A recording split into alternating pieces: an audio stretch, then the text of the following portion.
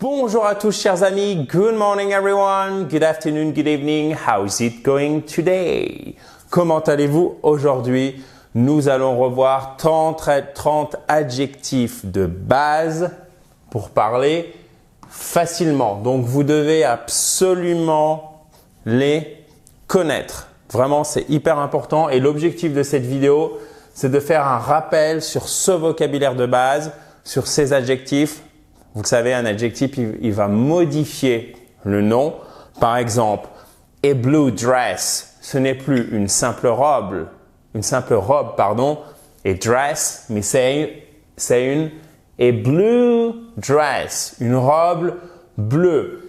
Et bien évidemment, les adjectifs en anglais sont invariables, contrairement au français, où par exemple bleu en masculin, ça sera comme ceci.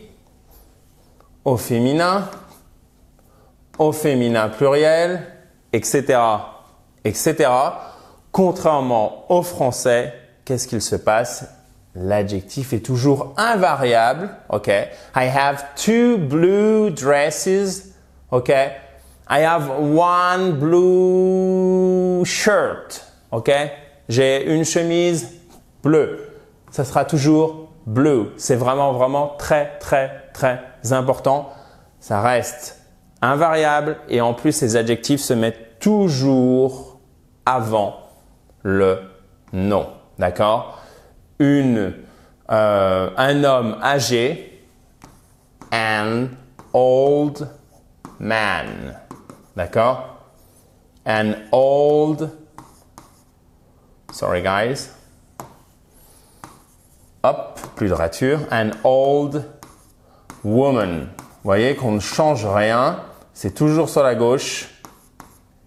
Et ça reste évidemment invariable. Donc ça, ce sont les deux règles de base.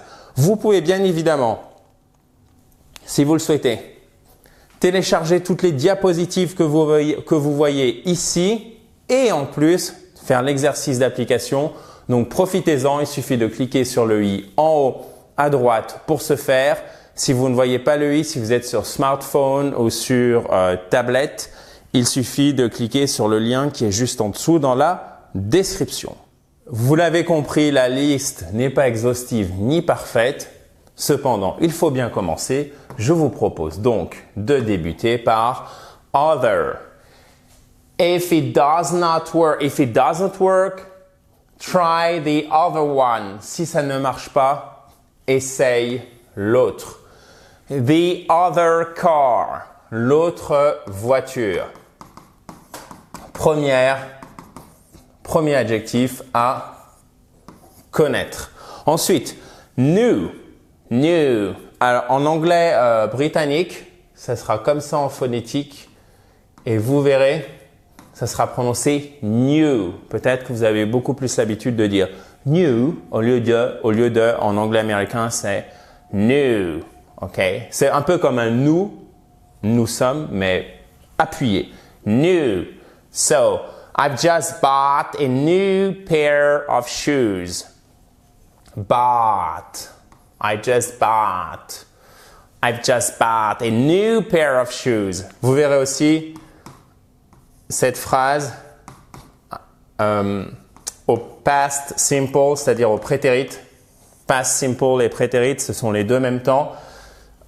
Ça se fait très souvent en anglais américain, donc toujours en majuscule, le I. Au lieu de mettre le present perfect, mais vous pouvez mettre les deux ici, vous verrez simplement le past simple quand vous avez just. I just bought a new pair of shoes.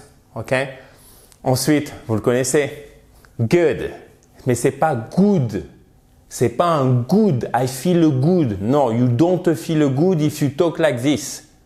Bon, je vais me faire tirer les oreilles parce que je sais que vous détestez quand je parle comme ça. Mais vraiment, c'est pour que vous voyez le contraste. On est là pour s'améliorer toujours dans la joie et la bonne humeur. D'accord? Sans pointer le doigt vers qui que ce soit. Sois bien d'accord. So, now, à vous de le prononcer. Good. Continuez, c'est pas grave, même si c'est pas parfait. Good. Great. My daughter has good grades in school. So, my daughter has good grades in school. Ma fille a de bonnes notes à l'école. High, qui est haut, élevé. Et c'est pas high, ça fait pas mal, c'est high. OK? His expectations were too high. Ses attentes étaient trop élevées. Trop élevées. Were. Évidemment, parce que si vous maîtrisez bien une chose dans par exemple, la bonne prononciation de high, ça ne suffit pas pour faire une phrase correcte en anglais. Il faut petit à petit enchaîner la bonne prononciation, donc enchaîner les automatismes. C'est pour ça qu'il faut de la régularité et c'est pour ça que ce n'est pas toujours aisé de parler anglais à l'oral, ce qui explique que l'on fait des erreurs, donc il faut être dans un environnement serein pour que vous puissiez progresser, que vous sentiez que vous êtes tiré vers le haut et non pas vous dire « Mon Dieu, si je fais une erreur, on va se moquer de moi » ou alors on va pas me comprendre et j'ai absolument besoin qu'on me comprenne. Je suis dans un contexte professionnel par exemple et du coup c'est délicat. C'est pour ça que je trouve que c'est hyper important le travail que vous êtes en train de faire maintenant parce que vous êtes entre guillemets tranquille devant votre vidéo. Donc c'est là où il faut faire les erreurs, c'est là où il faut se poser les questions. His expectations were too high parce que were c'est ça. Alors, si vous avez l'habitude de mes vidéos, vous le savez puisque je radote constamment. OK? Were, where. Perfect. OK. Low, bas, faible. My blood pressure was too low. Ma pression sanguine était trop basse. Blood pressure was too low et pas low. C'est pas low comme ceci. Ça n'existe pas. La loi, low, bas, faible. Et attention, faible, c'est aussi weak. So, the law is tough. La loi est dure. The law, low. OK? My blood pressure was too low. The law. La loi. On reviendra un jour là-dessus. Hop, mais j'en profite en fait pour vous éviter un certain nombre d'erreurs dommageables. Great! Amazing! Great! Génial! Grand! Qu'est-ce qui lui prend à crier comme ça? C'est pas possible. So, Toronto is a great place to live and work. Okay? That city is a great place to live and work. A great place. Un super endroit et pas une super place, comme je le vois souvent. Une place au sens, par exemple, la place Jean Baudin, je ne sais même pas si ça existe. Square. OK? So, big. Alors, attention, puisque big, c'est aussi costaud, d'accord? Et big, c'est un i court. Donc, ne me faites pas un big, please, OK? So, I realize that this is a big step for me. A step, c'est à la fois un pas, d'accord? C'est un pas, mais c'est aussi une étape. Donc là, c'est 4 lettres qui forment un mot super important en anglais que je vous conseille de retenir. A big step. So I realize. Alors, je réalise. Maintenant, c'est passé dans le français, mais littéralement, c'est je prends conscience que. D'accord? Je prends conscience que c'est une étape importante pour moi. Je vais faire plaisir aux puristes de la langue de Molière qui, pour le coup, là, ont aussi raison. C'est je prends conscience que c'est une étape importante pour moi. I realize that this is a big step for me. Small, petit, faible. OK? Et a big guy, c'est une personne qui est costaude. Vraiment, vous voyez quelqu'un qui est hyper costaud, qui est fort en fait, on dira fort, mais aussi tout simplement aussi vraiment costaud, c'est big. Oh, The big guy, le mec costaud. D'accord? Small, petit, faible. I made a small change to the contract. Contract. Faites attention. Ceux qui suivent MAP 30, maîtriser l'anglais professionnel en 30 jours, vous le savez. Je vous l'ai répété là aussi parce que je radote aussi dans les vidéos des programmes. Hein. Faut pas croire que vous êtes les seuls privilégiés, bien sûr. I made a small change to the contract. J'ai fait un petit changement au contrat. Donc là, vous voyez, on a un enchaînement de voyelles à bien prononcer. Small, c'est exactement, vous voyez, le A suivi des 2 points. Ça nous indique en fait une voyelle longue qui n'est pas un A, mais qui est un A. Ok? C'est entre le A et le O, mais c'est plus proche du A, mais c'est tout de même entre le A et le O. La. What do we have here? Small, et pas small, mais small. Law. Change. Oh, on retrouve le même A. Contract. OK? Contract. Change. Made. C'est du A. OK?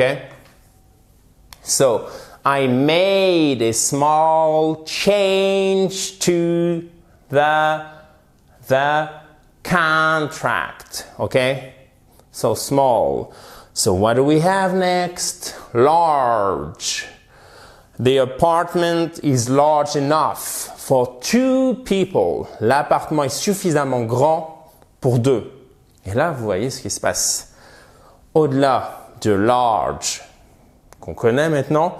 Alors, on pourrait dire the apartment is big enough. Ça passe aussi, mais vraiment pour une surface, ce sera plutôt large. OK? Et assez grand en français, assez et toujours avant, c'est le contraire en anglais. OK? It's big enough, c'est assez grand. It's large enough, c'est assez spacieux.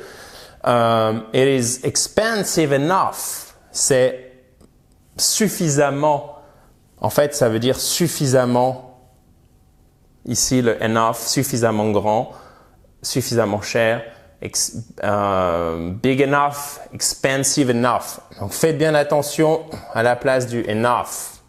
Et c'est pas enough, c'est enough. Vous avez votre accent tonique sur la seconde syllabe. Ensuite, continuons dans la joie et la bonne humeur et je voudrais que vous le prononciez sans que je le fasse une première fois ou en tout cas pas tout de suite, pas avant que vous ayez au moins essayé, chers amis.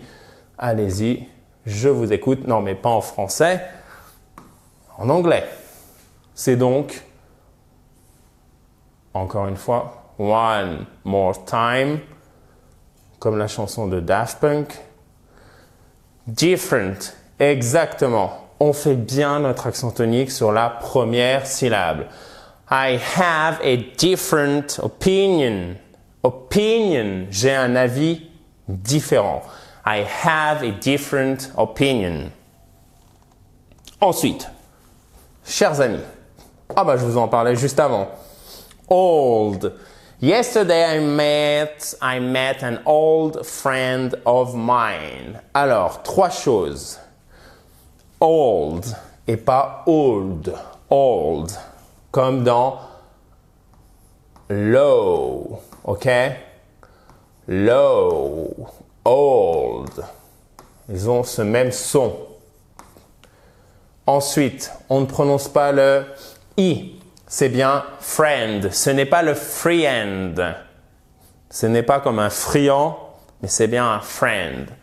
Et on rajoute très souvent en anglais pour insister sur le fait que c'est le mien. Of mine. Ça passe pas en français de dire hier j'ai rencontré un vieil ami à moi. Vous l'entendez souvent, mais en fait le à moi est inutile.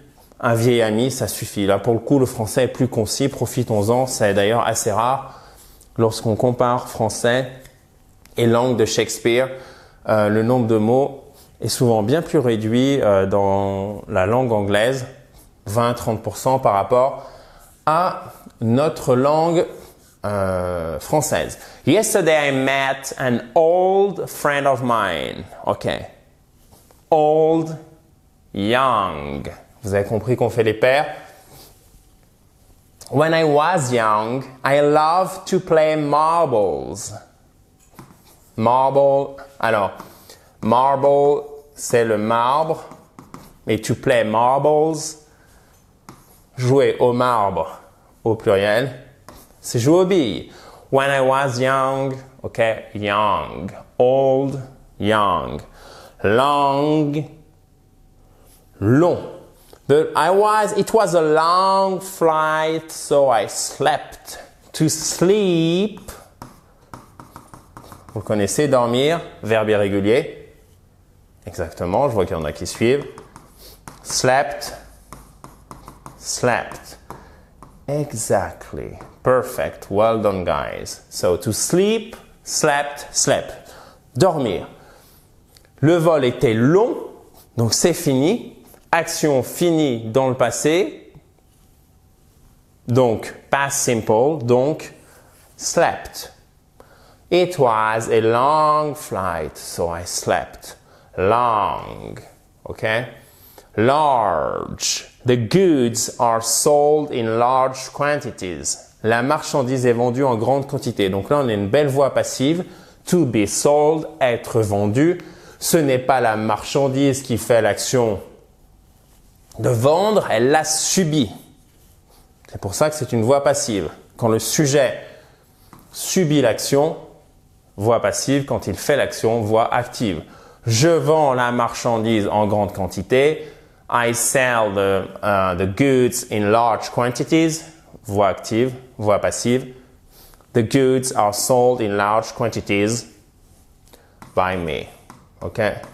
J'essaie toujours de vous faire des petits rajouts pour animer la vidéo parce que sinon, si je vous annonce littéralement 30 adjectifs, ça va être pas très vivant.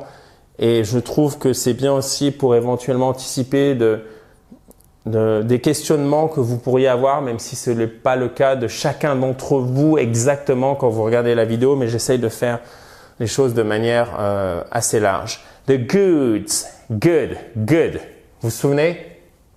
On l'a vu juste avant. Good et pas good, good. Ça, lorsque vous mettez un S, ce sont les marchandises, d'accord? The goods, les biens, mais aussi au sens économique. Biens et services, goods and services. Si certains d'entre vous font de l'économie ou consultent ce type de documents, etc., vous allez le retrouver tout le temps. Little by little, we are improving your English. We have been improving your English, actually. Little by little, step by step. Vous vous souvenez de step? Step by step, petit à petit, pas à pas, étape par étape, little, petit.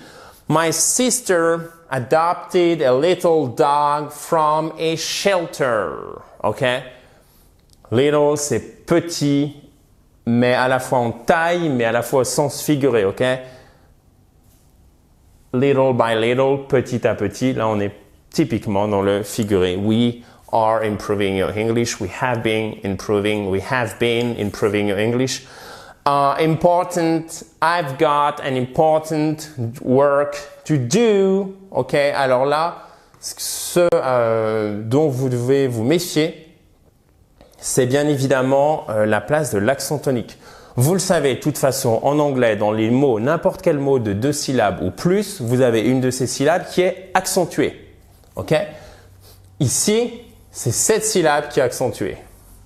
Important, parce que c'est très, très, très, très, très trompeur lorsque le mot ressemble comme 2 gouttes d'eau ou est parfaitement identique. C'est le cas ici à la langue de Molière en anglais.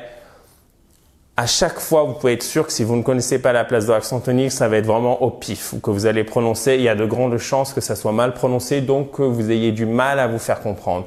Important, maintenant vous le savez. Ça, il faut simplement, en fait, il n'y a pas le choix. Et d'ailleurs, pour moi, c'est horrible de vous dire ça à chaque fois parce que je suis obligé de vous dire la vérité.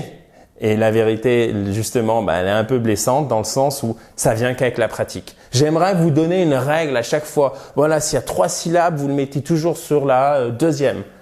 Non, malheureusement non, ça se fait avec la pratique puisque ça change avec chaque mot. Il y a quelques règles assez simples, mais ça nous permet pas vraiment de dégrossir les choses. Par contre, quand vous avez compris la place de cet accent tonique, c'est pour ça aussi que je fais ce type de vidéo, parce que je sais bien que vous savez que important en anglais c'est important, vous n'avez pas besoin de moi, mais par contre, je pense pour bien prononcer là, et donc si vous voulez parler l'anglais, il faut qu'on le fasse ensemble.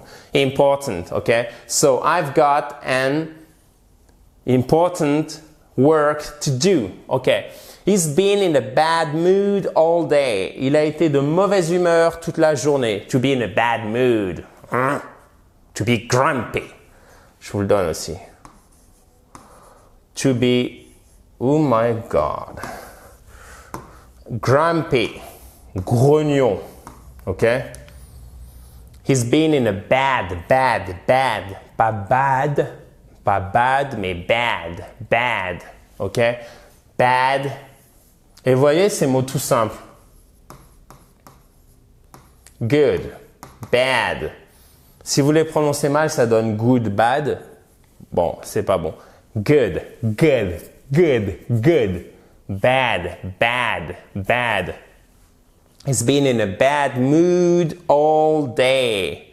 Vous voyez, en fait, là, ce qui est assez technique, quand vous voulez bien prononcer, c'est que vous avez une voyelle courte, bad. Donc, vous allez vers l'arrière, bad. Et après, vous devez aller sur l'avant parce que vous avez un ou long. Mood. Et donc, du coup, ça nous oblige à des gesticulations musculaires à l'intérieur de notre, attention, ça devient technique, appareil buccal, donc la bouche, auxquelles nous ne sommes pas du tout habitués puisqu'on ne fait pas du tout les mêmes, entre guillemets, articulations, gesticulations, enchaînements musculaires au sein de notre bouche en français. D'accord ?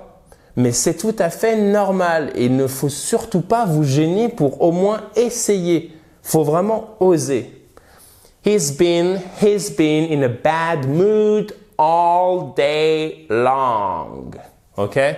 So, best, le meilleur, puisque vous savez que better, c'est mieux. Et ça, c'est le comparatif du supériorité. On l'a vu il n'y a pas longtemps de good. Et best, c'est donc le superlatif. Et je vous ferai une vidéo sur les superlatifs dans quelques semaines. So, this is the best movie I've ever seen. Hop. Voilà. This is the best movie I've ever seen. The best. D'ailleurs, peut-être que vous connaissez la chanson de Tina Turner, qui est vraiment d'ailleurs absolument géniale, qui s'appelle Simply. Alors, on met une majuscule à chaque, oh my God, on est à presque de l'art, mot dans un titre qui s'appelle Simply the Best. Vous pouvez le retenir aussi comme ça. Vous savez que la musique est tellement utile pour bien parler, pour mieux parler anglais. Right. Alors, c'est correct de droite au sens politique, mais aussi au sens spatial. D'accord?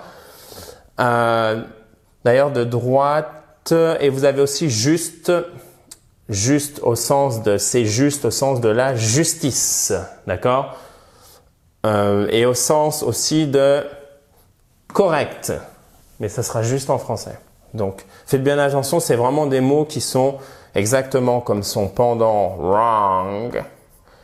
Des mots qui ne sont pas des mots fourre-tout, mais par contre qui sont polysémiques, c'est-à-dire qui ont plusieurs sens et non seulement ils ont plusieurs sens, mais des sens très très courants. C'est pour ça que ce sont des adjectifs de base que je voulais revoir avec vous.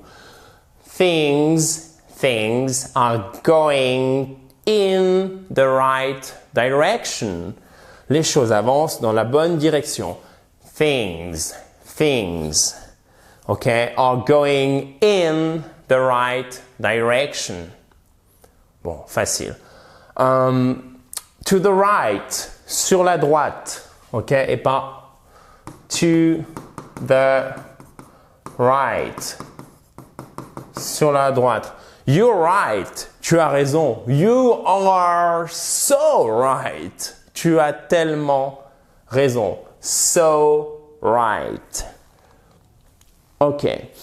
Only and only you. Toi et seulement toi. The only one, l'unique, le seul et l'unique. The only one, ce sont deux mots bien évidemment. She's the only person who understands me.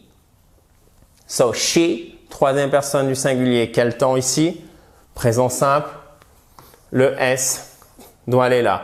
She's the only person who understands me. Elle est la seule personne qui me comprend. Sure, sûr, certain. Are you sure you don't want to come? Tu es sûr de ne pas vouloir venir? Alors, très souvent, vous aurez une forme abrégée, une forme, pas abrégée, mais abrégée, qui sera en fait le want to va devenir wanna. Et très honnêtement, moi, spontanément à l'oral, oh my goodness, je vais l'employer tout le temps. Et vous l'entendrez très très souvent, que ce soit de l'anglais américain ou de l'anglais britannique d'ailleurs. Are you sure you don't wanna come? Are you sure you don't wanna come? Are you sure you don't want to come? Mais ça, c'est seulement, attention, à l'oral. J'insiste. To be sure. Être sûr, être certain. Are you sure? Are you sure? Et c'est pas sure, mais c'est sure. Sure. Sure. Are you sure you don't want to come? Bon, là j'exagère, mais vous voyez, si vous ouvrez vraiment la bouche, ce que ça donne, ça change tout. Et ça change tout à l'oral entre j'ai du mal à me faire comprendre et ah, ça y est, je sens que je tiens un truc, j'ai compris et là, je me suis débloqué, ça va déjà mieux, voire ça va bien. OK? So, only, seul, sure, sûr, certain, early. Vous connaissez late, qu'on va voir juste après. It is too early to tell. C'est trop tôt pour le dire. Early, early, okay? Late, hurry up or you'll be late. Late. Hurry up or you'll be late. Ou tu seras en retard. Et c'est pas to be in late. C'est to be late, ok? To be early, ça veut dire aussi être en avance. So, what am I doing? Sorry, guys. To be early, être en avance. To be late, être en retard. Ensuite, able, capable, apte, doué. Et vous verrez même, oh, she's very able. Elle est très douée. She's very, avec bien évidemment la majuscule. Able, elle est très douée. Autre exemple. Animals are able to communicate with humans. Okay? Humans. So, animals are able to communicate with humans. Répétons-la ensemble si vous le voulez bien. Animals et pas animals. Animals, ok? Animals, vous mettez bien l'accent tonique ici. Voilà, sur ces deux lettres qui forment la première syllabe. Animals are able to communicate with humans, ok? Or human beings, avec les êtres humains. Humans, les humains. Communicate, vous avez votre accent tonique exactement ici. To communicate with humans. Mais par contre, ici, vous avez tout de même une voyelle qui est forte dans la prononciation. Communicate, ok? To communicate with humans. Ensuite, chers amis, hard, difficile. C'est à la fois dur, donc hard, ok, ça c'est dur. But English is hard. L'anglais, c'est dur. The exercise wasn't so hard. Was not so hard. Donc, oh my goodness. hop là, excusez-moi pour cette erreur d'étourderie. Wasn't, c'est la forme contractée de was not. Vous l'avez compris. The exercise wasn't so hard. Possible. The question has two possible answers. La question a deux réponses possibles. OK? The question has two possible answers. Impossible, possible. Impossible, possible. Faites bien votre accent tonique aussi sur la première syllabe. Possible. The question. Faut ouvrir la bouche. The question. Question. The question. The question has two possible answers. Major. Alors, major, c'est vraiment grand, imposant, considérable. À la fois, d'ailleurs, au sens figuré ou au sens, au sens propre, mais très très souvent au sens figuré. Corruption is a major issue. La corruption est un problème majeur et souvent issue, c'est un mot qui permet d'exprimer pudiquement que c'est un vrai problème, que c'est un problème. Ici, on pourrait même le traduire par obstacle, d'accord? Mais on est toujours dans la vision anglo-saxonne, c'est un problème mais auquel on apporte ou on réfléchit déjà à une solution. Et c'est d'ailleurs toute l'ironie de l'histoire de la langue anglaise, puisqu'ici, ils ont parfaitement choisi un mot qui signifie solution en français, l'issue. D'accord? Donc vous pouvez vous souvenir de cette nuance sémantique, c'est-à-dire au niveau du sens, en vous rappelant que c'est issue en français. OK? Issue et pas issue. Issue, évidemment. Corruption is a major et pas major. Là, on a vraiment une diphtongue très très forte. Une diphtongue, vous savez, ce sont deux sons qui en forment plus qu'un seul. A, d'accord, d'un seul trait. Et ce sont des sons qu'on n'a pas l'habitude de prononcer en français et qui sont vraiment, qui donnent la puissance en fait à la prononciation, puisque vous savez, le français est assez plat. Non seulement en anglais on a l'accent tonique, mais en plus on a la prononciation de ces voyelles qui donne aussi toute cette musicalité à la langue.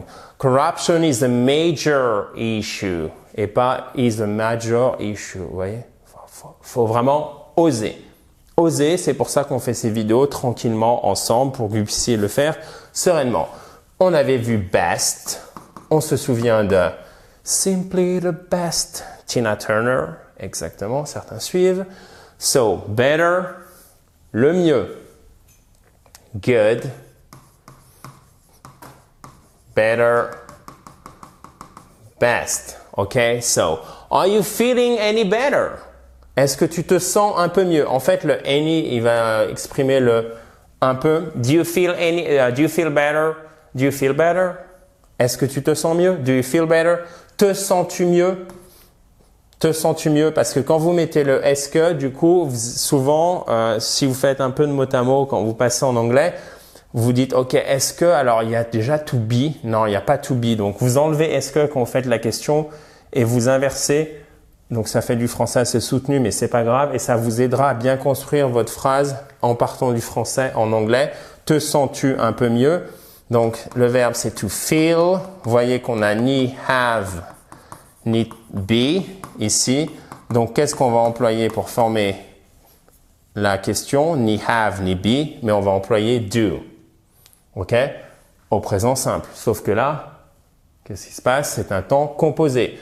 C'est du présent progressif, c'est-à-dire quelque chose qui est en train de se dérouler.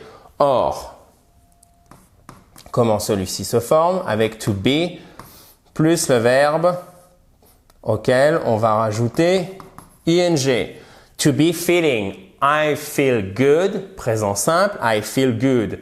How do you feel? Comment te sens-tu? Do you feel good? Est-ce que tu te sens bien? Mais si c'est maintenant, donc ça se passe maintenant, donc est-ce qu'on doit utiliser un présent continu? D'accord? Comment on le forme? C'est ce que je viens de vous expliquer. To be plus le verbe ing, donc to be feeling. I'm feeling good. OK? Are you feeling good? Are you feeling? Et on en revient à notre adjectif, mieux, better. OK? Are you feeling better? Are you feeling better? Mais aussi l'intonation remonte comme ceci. Are you feeling better? Pourquoi? Parce que c'est une yes, no question. Yes, I am. No, I'm not. I feel so bad. I'm feeling so bad. Mais généralement, pour ces verbes qui expriment un sentiment, comme enjoy, feel, vous pouvez à la fois, pour exprimer un sentiment qui est en train de se passer là maintenant, vous pouvez à la fois les mettre au présent simple ou au présent continu. Puisque quand vous dites je me sens, c'est déjà par essence quelque chose qui est en train de se passer, donc vous n'êtes même pas obligé de rajouter la forme continue. Donc vous pourriez très bien dire do you feel better au lieu de dire are you feeling any better? Et du coup, quelle est la différence entre les deux? Vous allez me dire, quand vous employez la forme ici progressive pour ce type de verbe, to feel, to enjoy, etc. En fait, ça rajoute une insistance. Tu te sens, c'est pour montrer que you care, c'est-à-dire celui qui fait la question pour montrer qu'il ne s'en fiche pas et qui pose vraiment la question. Donc en fait, vous mettez de l'affect, to care, prendre soin de quelqu'un quand vous utilisez cette forme grammaticale. Et oui, ça sert à ça la grammaire. C'est pas juste pour embêter le monde, pas du tout. C'est pour construire la langue. There is a very strong smell of gas. Il y a une forte odeur de gaz. Strong, fort, solide.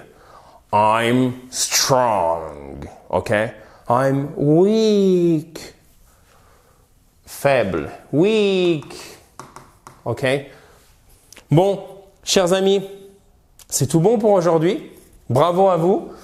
C'était vraiment une vidéo qui était dense et complète. J'espère que ça vous a plu. Si vous ne l'avez pas fait, vous pouvez récupérer toutes les slides, donc toutes les diapos en cliquant sur le i en haut à gauche ou sur le lien qui est juste en dessous si vous êtes sur tablette ou sur smartphone. Et vous aurez bien évidemment aussi un quiz d'application avec certains des adjectifs que nous avons vus aujourd'hui. Je vous dis donc à très vite. Thank you so much and talk to you very soon. Dans la joie et la bonne humeur, bien sûr.